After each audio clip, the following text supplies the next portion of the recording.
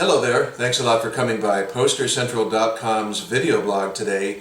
I'm Pete Howard, and here is Mr. Good Time Charlie himself, Bobby Blue Bland, with a tour blank that interestingly was used over 3 calendar years. That's a long time for the 60s and a long time for Bobby Bland, who used a lot of these different things. But what's fun is that today I've got at least one from each of those 3 calendar years to show you in person, not just with photographs. So that's really fun. And this one, starting off, is from 1966. It's from Vancouver, British Columbia, Canada, at the Embassy Ballroom, as you can see. And it's Friday night, June 17 of 1966, with the year given. Now remember, everything below that white stripe on top, all the color portion, is the tour blank portion, and that's what's present on all 5 posters, as you'll see shortly. And in fact, covering that tour blank, that color portion, you've got, of course, the Bobby Bland Revue, with Bobby pictured on the left, and you've got Vi Campbell, fellow Duke Peacock recording artist, who never charted, by the way, pictured on the right. So those 2 most prominent. Obviously then, likewise with the Malibus, as far as the not charting, they're pictured nicely, although it's kind of cute. They're looking like, it looks like it's intentional. They're all sort of looking in different directions. So that's kind of a neat shot of the Malibus. And then in the lower right, you've got Emmett Davis, vocalist MC, but with no photograph. And finally at the very bottom, the Soul Brothers. So this is somewhat of an oversized window card at a little over 16 by 25, a little over 16 by a little under 25 inches. Normally these are 14 by 22 inches, and it's made by Tillman Poster Press out of Oakland, California, which is credited at the bottom, and Tillman made the next 2 examples as well that I'm going to show you. By the way, Bobby's current hit at the time of this exact poster was indeed Good Time Charlie, which went top 10 rhythm and blues.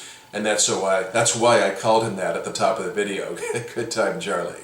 By the way, also notice before I move on how at the very top there, the Embassy Ballroom is on a sticker. Isn't that interesting? Sort of slapped over what was there before, so you don't know if, well, since the date is the previous printing, they probably just got the name of the venue wrong, or else it was a venue switch at the last minute, or whenever in the process it happened, so it's hard to say.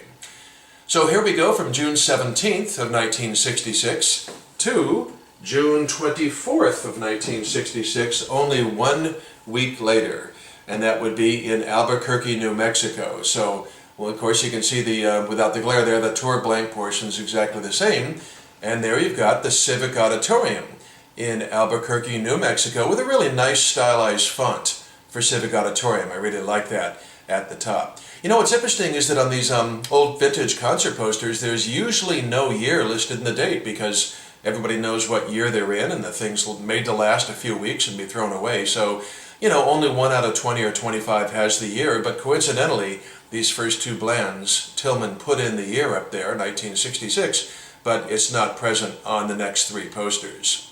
So it's time to roll this tour blank tutorial, I guess you could call it, into the next year, 1967. Matter of fact, let's make it a big 17-month leap, okay? To November 3rd, 4th, and 5th of 1967 up in Seattle, Washington. And this one's at the 410 Supper Club, and it's kind of neat. I always love it when they say, for reservations, call. You know, you just picture a nightclub with tables and everything.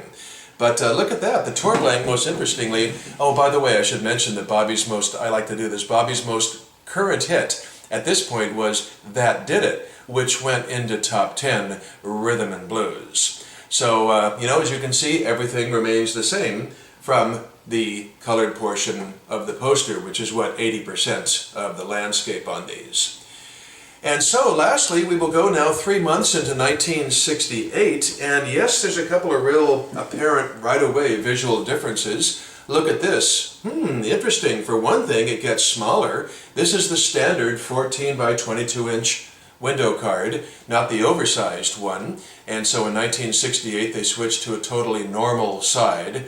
And by the way, this one has green menu information up top, which is really nice, and it does say the Groove Yard. How cool is that? New Westminster, British Columbia, up in Canada, which is not far from Vancouver. And interestingly also, I guess you could say the reddish pink I would describe on the previous one has given way sort of to a light orange here.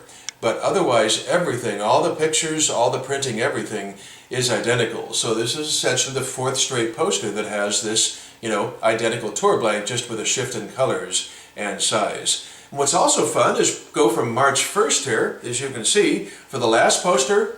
Well, look at that, the very next night, Saturday, March 2. How cool. Tillman probably printed these in the same press run, the same moment. Also green info up there. And you go up to the Eagles Ballroom in Seattle, Washington. So March 2nd here of 1968. And a final note, these last two, the first three were done by Tillman Poster Printing Company. These last two do not have any poster credit or union bug down at the bottom, so it's anybody's guess as to who printed these off, because Tillman would always put their credit on there, so I don't know who did these. And we'll never know, because they're not credited. Okay, Bobby Blue Bland, wow, the R&B master in the 1960s with a great tour blank used over at least 3 calendar years, and so lucky to have access to 5 examples here of real originals to be able to show you.